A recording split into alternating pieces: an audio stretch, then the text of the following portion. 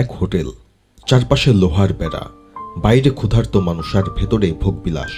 কিন্তু এই ভোগের আড়ালে লুকানো আছে মৃত্যু আর ক্লোনের বিভীষিকাময় খেলা। তাহলে চলুন শুরু করা যাক ইনফিনিটি পুল।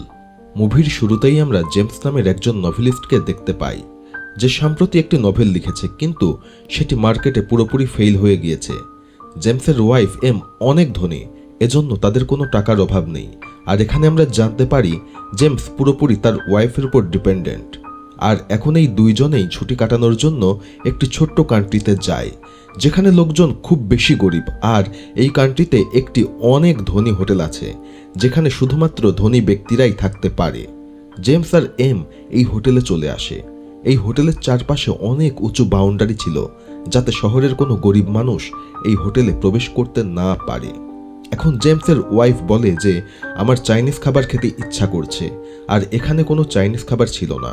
এজন্য তাদের পাশের একটি জায়গায় যেতে হয়, আর তারা সেদিকে রওনা দেয়। আর তখনই তারা দেখতে পায় একজন লোক গাড়ি দিয়ে এখানে সবকিছু ভাঙচুর করছে। জেমসের কাছে এটি খুবই অদ্ভুত লাগে এবং সে প্রচণ্ড রেগে যায়। সে চায় প্রতিবাদ করতে। ঠিক তখনই তার কাছে এক মেয়ে আসে, যার নাম গ্যাবি। জেমস তাকে জিজ্ঞেস করে এগুলো কি হচ্ছে। গ্যাবি বলে বাইরে থেকে একজন লোক ভেতরে চলে এসেছে, সে সকল কিছু ভাঙচুর করছে। আর সাথে এটাও বলে যে আমি তোমাকে চিনি, আমি তোমার লেখা নভেল পড়েছি, আমি তোমার অনেক বড় ফ্যান। এটা শুনে জেমস খুবই অবাক হয়, কারণ তার নভেল পুরোপুরি ফ্লপ হয়েছিল। এরই মধ্যে সেখানে গ্যাবির হাজবেন্ড চলে আসে এবং রাতে তাদেরকে ডিনারের জন্য ইনভাইট করে। এরপরে আমরা দেখতে পাই তারা একসঙ্গে রাতে ডিনার করছে। সেখানে গ্যাবি জানায় যে সে একজন অ্যাক্ট্রেস আর তার হাজবেন্ড একজন বিজনেসম্যান। সবাই নিজেদের মধ্যে কথা বলে। আর পরের সকালে জেমস তার ওয়াইফকে বলে যে আজকে আমাদের গ্যাবি আর তার হাজবেন্ডের সঙ্গে বিচে যাওয়ার কথা। কিন্তু জেমসের ওয়াইফ রাজি হতে চায় না। সে বলে গ্যাবি আর গ্যাবির হাজবেন্ড একদম আমাদের কাছে অপরিচিত, সেই সাথে হোটেলের বাইরের পরিবেশও অত্যন্ত ভয়ঙ্কর, তাই বাইরে যাওয়া ঠিক হবে না। তবে জেমস বলে আমি তোমার খেয়াল রাখবো, তোমার চিন্তার কোনো কারণ নেই। এর ফলে এম রাজি হয়ে যায় এবং তারা একসঙ্গে বের হয়ে পড়ে। তারা সবাই মিলে হোটেল থেকে বেরিয়ে বিচের দিকে যায়, যেটা ছিল খুবই সুন্দর। তাই তারা সেই জায়গাটি খুবই এনজয় করতে থাকে। তবে এরই এক ফাঁকে জেমসের ওয়াইফ তার থেকে একটু দূরে সরে যায়, আর এই সুযোগে গ্যাবি তার কাছে চলে আসে। আর এখানে তার হাবভাবই স্পষ্ট বোঝা যায় গ্যাবি জেমসকে আকৃষ্ট করার চেষ্টা করছে।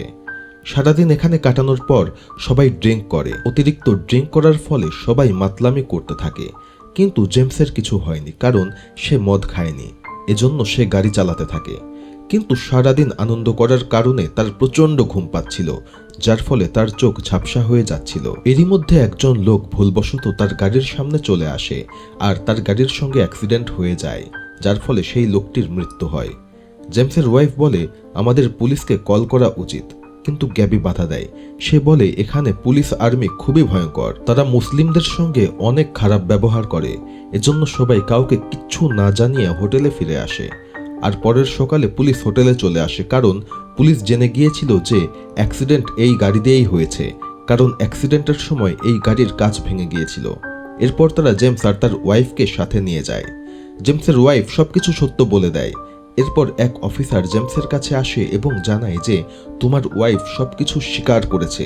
জেমস জিজ্ঞেস করে আমাকে কি শাস্তি দেওয়া হবে। তখন পুলিশ তাকে বলে তোমার শাস্তি একমাত্র মৃত্যুদণ্ড। এটি শুনে জেমস খুবই ভয় পেয়ে যায় এবং বলে আমার তো কোনো দোষ নেই। তখন পুলিশ তাকে বলে ভয় পেও না, তোমার কাছে যদি প্রচুর টাকা থাকে তাহলে তোমার বদলে তোমার ক্লোনকে শাস্তি দেয়া হবে। এখানে আমরা ক্লোনকে শাস্তি দেই, যার ফলে আসল মানুষ বেঁচে যায়। এরপর জেমস এটিএম থেকে অনেক টাকা এনে সেই অফিসারকে দেয়, যার পর তাকে একটি লিকুইডের ভেতরে যেতে বলা হয়। আর যখন জেমসের জ্ঞান ফেরে, তখন তার সামনে তার ওয়াইফ থাকে, যে তাকে জানায় তোমার ক্লোন তৈরি হয়ে গিয়েছে। এরপর তারা জেমসের ক্লোনের কাছে যায়। দেখা যায় সেই ক্লোনটি দেখতে হুবহু জেমসের মতো। জেমস এটা দেখে অবাক হয়ে যায় যে হুবহু তার মতো একজন ক্লোন বানিয়ে ফেলা হয়েছে এবং সে নড়াচড়াও করতে পারত। এরপরে দেখা যায় শাস্তিস্বরূপ যেই লোকটি অ্যাক্সিডেন্টে মারা গিয়েছিল তার ছেলে এসে জেমসের ক্লোনটিকে নির্মমভাবে মেরে ফেলে। এর ফলে রিয়েল জেমসের শাস্তি শেষ হয়ে যায়। সে তার ওয়াইফকে নিয়ে হোটেলে চলে আসে। সেখানে তার ওয়াইফ বলে আমরা এই মুহূর্তে এই দেশ থেকে চলে যাব, আমাদের এখান থেকে চলে যেতেই হবে, এই দেশ মোটেও ঠিকঠাক মনে হচ্ছে না। কিন্তু জেমস তার পাসপোর্ট খুঁজে পাচ্ছিল না, আর পাসপোর্ট ছাড়া সে এই দেশ ছেড়ে বের হতে পারবে না। এজন্য সে রিসেপশনে গিয়ে জিজ্ঞেস করে, তোমাদের কাছে কি আমার পাসপোর্ট আছে? তারা বলে, তোমার পাসপোর্ট আমাদের কাছে নেই, তবে চাইলে আমরা তোমার ট্রিপ 1 সপ্তাহ বাড়িয়ে দিতে পারি। এর ফলে তারা বাধ্য হয়ে রাজি হয়ে যায়। আর যখন সে ফিরে যাচ্ছিল তখন গ্যাবি তার কাছে আসে। যদিও সে গ্যাবির সাথে কথা বলতে চায় না, কিন্তু গ্যাবি বলে, আমি তোমার সাথে কিছু বিশেষ কথা বলতে চাই, তোমাকে কিছু জানাতে চাই। এর ফলে সে তার সাথে বসে কথা বলে। গ্যাবি তাকে জানায় যে আমার হাজব্যান্ড বিজনেসম্যান, আর তাদের কোম্পানির 2 জন মারা গিয়েছিল, যার দোষ আমার হাজব্যান্ডের উপরে চাপানো হয়েছিল এবং তারও মৃত্যুদণ্ড হয়েছিল। কিন্তু তার বদলে তার ক্লোন তৈরি করা হয় এবং তাকে শাস্তি দেয়া হয়। তার মানে এখানে আরো অনেক মানুষ আছে যারা নিজেদের শাস্তি নিজেদের ক্লোনকে দিয়েছে। তবে এসব করতে পারে শুধুমাত্র ধনী ব্যক্তিরা, গরিবদের সাধ্যের এটি বাইরে। এরপর গ্যাবি জেমসকে তার সাথে নিয়ে যায় যেখানে একটি গ্রুপ বসেছিল এবং এই প্রত্যেকটি মানুষ কাউকে না কাউকে খুন করেছিল এবং তাদের ক্লোনকে মৃত্যুদণ্ড দেয়া হয়েছে। তার মানে এখানে উপস্থিত সকলেই অপরাধী। আর এখন আমরা জানতে পারি এদের মানুষ মারা শখ হয়ে গিয়েছে। এরা এখানে প্ল্যান করে তারা এই হোটেলের মালিককে একটি উপযুক্ত শিক্ষা দেবে। যদিও জেমস যেতে চায় না, কিন্তু তারা তাকে রাজি করায় এবং সবাই হোটেলের মালিকের বাড়িতে চলে আসে। তারা সেখানকার গার্ডদের উপর গুলি চালায়, কিন্তু কোনো ক্রমে তারা বেঁচে পালিয়ে যায় এবং গ্যাবি জেমসের হাতে গান দেয় এবং বলে, তোমাকে এদের মারতে হবে, এবং তার হাতে হোটেলের মালিকের মৃত্যু হয়। এরপর পুলিশ অফিসার তাদের সবাইকে গ্রেপ্তার করে এবং পরের মুহূর্তে দেখানো হয় যে সকলেই মুক্ত হয়ে গিয়েছে, তবে তাদের ক্লোন বানানো হয়েছে এবং তাদেরকে শাস্তি দেয়া হচ্ছে। তবে এই ভয়ঙ্কর দৃশ্য দেখে তারা মজা করতে থাকে এবং জেমসেরও এখন এই কাজে মজা আসতে শুরু করে। এরপর জেমস যখন হোটেলে ফিরে আসে তখন তার ওয়াইফ বলে যে আমি এই মুহূর্তে এই দেশ থেকে চলে যাব। জেমস বলে, আমি এখানেই থাকব। তার ওয়াইফ কান্ট্রিতে ফিরে যায় আর এরপর জেমস গ্যাবির কাছে থেকে যায়। তাকে জানায় আমার ওয়াইফ ফিরে গিয়েছে। গ্যাবি বলে, তুমি চিন্তা করো না, আমি তোমার সাথে আছি, এবং সে জেমসকে একটি ঘরে নিয়ে যায়। গ্যাবি জেমসকে এক ধরনের নেশা করায়, যার ফলে জেমসের নিজেকে অনেক পাওয়ারফুল মনে হতে থাকে। তবে এক পর্যায়ে সে সেন্সলেস হয়ে যায়। যাই হোক, এরপরে তারা সকলে ঠিক করে তারা পুলিশ অফিসারকে মেরে ফেলবে, কারণ এই পুলিশ অফিসার বারবার তাদেরকে গ্রেপ্তার করছিল। তারা পুলিশ অফিসারকে অপহরণ করে নিয়ে আসে এবং তার মুখে মাস্ক পরিয়ে তাকে মারতে শুরু করে। সবাই এখানে জেমসকে বেশি মারতে উৎসাহিত করে। জেমস তাকে প্রচুর মারতে থাকে। তবে এক পর্যায়ে জেমস যখন মুখোশ খোলে তখন দেখতে পায় সে কোনো পুলিশ অফিসার না, বরং তারই ক্লোন। এটি দেখে সে প্রচণ্ড ভয় পেয়ে যায়, আর এও বুঝতে পারে এখানকার মানুষগুলা বেশ কিছুটা সাইকো, আর এরা চাইলে যে কোনো মুহূর্তে যাতা করতে পারে। এজন্য সে দ্রুত ওয়াশরুমে চলে আসে এবং ভেতরে ঢুকে দরজা বন্ধ করে দেয়। আসলে দেখা যায় জেমস তার পাসপোর্ট হারায়নি, সে তার পাসপোর্টটিকে লুকিয়ে রেখেছিল। সে চাচ্ছিল না নিজের দেশে ফিরে যেতে। তবে জেমস এখন দ্রুত দেশে ফিরতে চায়, তাই সে পাসপোর্ট নিয়ে সোজা একটি বাসে উঠে পড়ে যা এয়ারপোর্টে যাবে। সে এই দেশ থেকে বের হতে চায়, কিন্তু তখনই দেখতে পায় যে গ্যাবি আর তার সঙ্গীরা গাড়ি নিয়ে তাকে চেস করছে এবং এক পর্যায়ে তারা গোলাগুলি করে গাড়িটিকে থামিয়ে ফেলে, যার ফলে জেমসকে এখন বাস থেকে নেমে আসতে হয়। আর এখন তারা জেমসকে হাঁটিয়ে হোটেলের দিকে নিয়ে যেতে থাকে। হোটেল ছিল অনেক দূরে, তবে তার আর কোনো উপায় ছিল না। তবে জেমস সুযোগ বুঝে এক পর্যায়ে সেখান থেকে পালানোর চেষ্টা করে। গ্যাবি তার উপর গুলি চালায় যা তার পায়ে লাগে, কিন্তু জেমস এই অবস্থাতেই কোনো ক্রমে সেখান থেকে পালিয়ে যায়। সারাদিন হাঁটতে হাঁটতে সে এক জায়গায় চলে আসে যেখানে সে একটি ছোট্ট ঘর দেখতে পায়। সেখানে 2 জন মেয়ে ছিল।